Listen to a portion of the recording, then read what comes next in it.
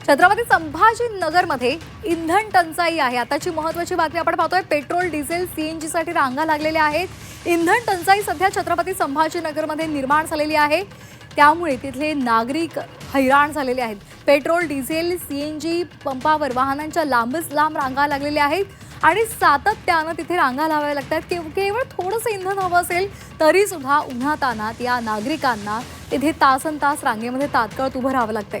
प्रशासनाने ऑइल कंपन्यांचे प्रतिनिधी आणि पंपधारकांची शुक्रवारी बैठक घेतली आणि त्यांना फैलावर सुद्धा घेतलं आणि पुरवठा सुरळीत करा असे आदेश सुद्धा दिलेले आहेत।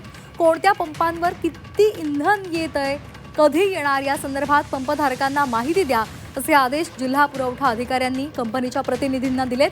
तर पंपचालकांना सुद्धा नागरिकांना लाईनमध्ये न लावता कधी इंधन येणार या संदर्भात माहिती द्यावी, जेणेकरून पॅनिक बाईंग बंद होईल अशा सुद्धा सूचना केलेल्या आहेत।